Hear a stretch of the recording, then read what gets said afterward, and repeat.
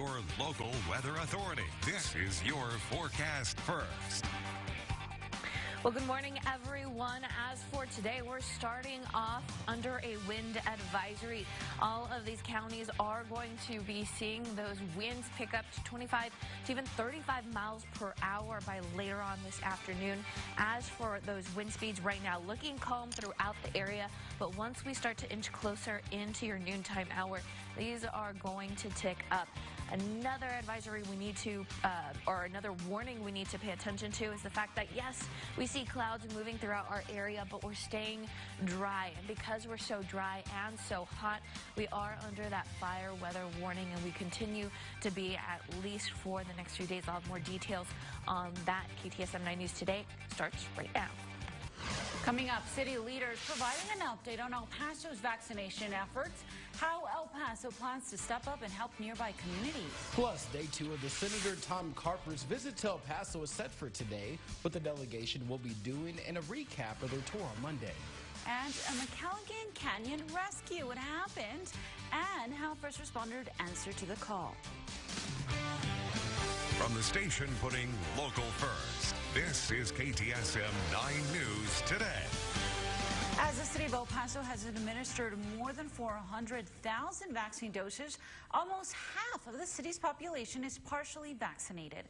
Thank you for choosing KTSM 9 News Today. I'm Susie Castillo. And I'm Jay Russell. This comes as Mayor Oscar Leeser and County Judge Ricardo Samaniego held a news conference on Monday. Each local leader provided an update to the community about the vaccination progress. According to Mayor Leeser, around 41% of El Pasoans are partially vaccinated and 25% are fully vaccinated. Now, Judge Samaniego reminded the public that it's important for El Paso to step up and help nearby communities to help slow the spread of the virus.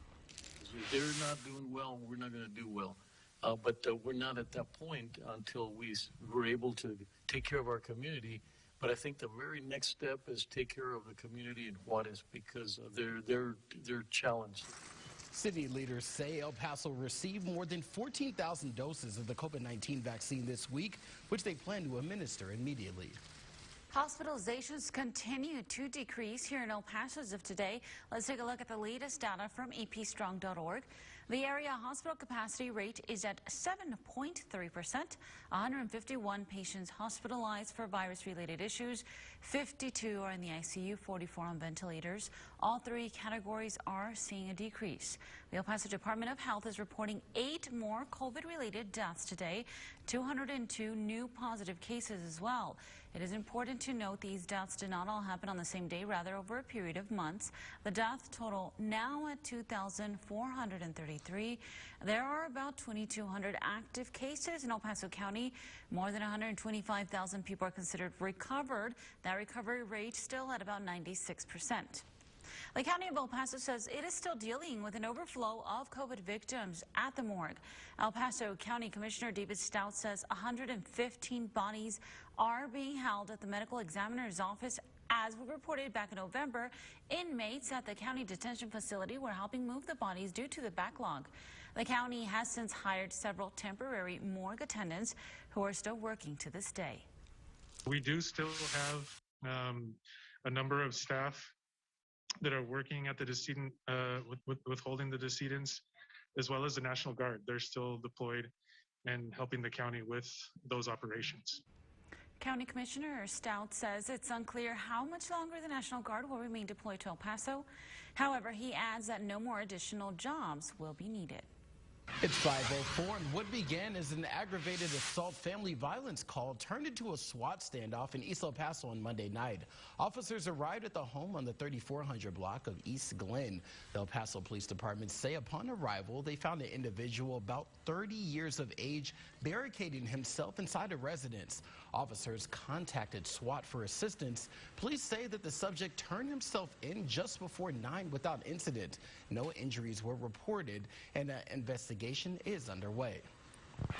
It's 5:04, and today students in the Las Cruces Public Schools District who opted in for in-person learning will be able to head back to the classroom. The district says remote learning will still be available for families. According to LCPS, Wednesdays will be designated for online learning. The school district says 60% of its students have chosen to return for in-person learning.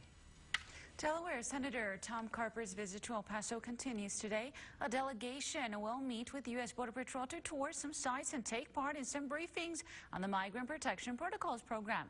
Monday, the Democratic out-of-town lawmakers toured facilities housing unaccompanied children.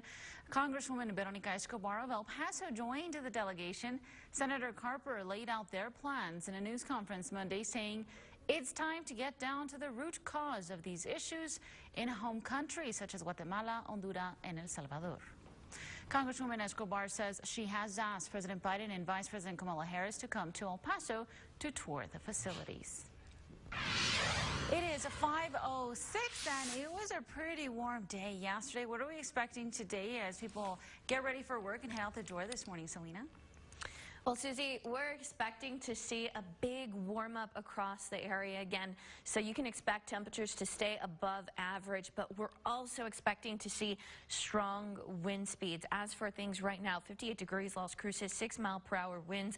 As for El Paso, 66 degrees, staying overcast when it comes to those skies, 6-mile-per-hour wind speeds, but our dew point and our humidity very low. And with that being said, we're looking warm, already above average right now. You've got warm temperatures. You're expecting to see these winds really pick up into today, and we've got those drier conditions. So with that being said, we've got multiple advisories and warnings we need to look out for. For today, we are going to be under a wind advisory until later tonight around 8 p.m. That includes Las Cruces, El Paso, Deming, Silver City, Alamogordo, Cloudcroft, Ruidoso. Much of our region are going to be seeing wind speeds reach about 25 to 35-mile-per-hour winds. And as we go ahead and take a look at that, we're also expecting to continue on that fire weather warning. And this is taking over much of the Southwest. Why? Because we continue to stay dry, so dry that we actually are expecting to see these winds spread a lot of fires if any are started. So with that being said, you definitely want to make sure that if you are going to be grilling outside, you want to be careful, or at least not try to start any fires, because our highs are going to be warm, our air is dry, and we're seeing those winds come through. But I'll have more details on that coming up in your full forecast.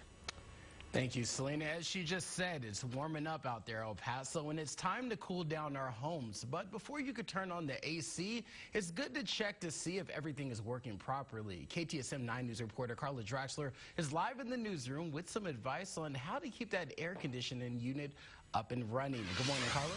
Good morning, Jay. Well, like you said, your AC or upkeeping your AC unit will not just keep your home cool, but it will also make you feel safer, and in the long run, it will actually save you some money. And Bob Torres, a service technician with the First Degree Refrigeration, said it's better to check your unit on time and fix the small issues than wait and have it break down when you most need it. He suggests checking your filter, see if the outside coils are dirty, and if you notice your unit is not cooling properly, spreading odors, or making strange sounds, it's time to call a service technician. Some of the common issues can even be a safety hazard, like refrigerant leaks in your indoor unit. Avoid any big issues before that heat comes up. Say you just have a dirty filter, but you kind of didn't take care of it, or it slips people's minds. You're going to end up having a bigger issue right in the middle of the heat, when it could have been a simple, come out here, let's service it, let's get it ready for the summer season, and then you don't run into big issues like that.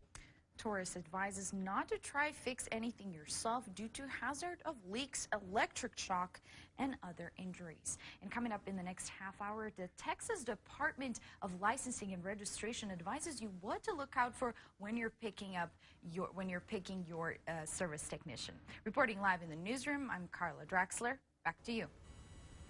Thank you, Carla. It is 5:09. Coming up, week 2 of Derek Chauvin's murder trial continues. The Minneapolis police chief testifying what he had to say. Then President Biden set to provide an update on the vaccination efforts in the country. Tracy Potts brings us the latest. Thank you for waking up with us. KTSM 9 News Today. You're watching KTSM 9 News Today with Susie Castillo. Jay Russell and forecaster Selena Quintana.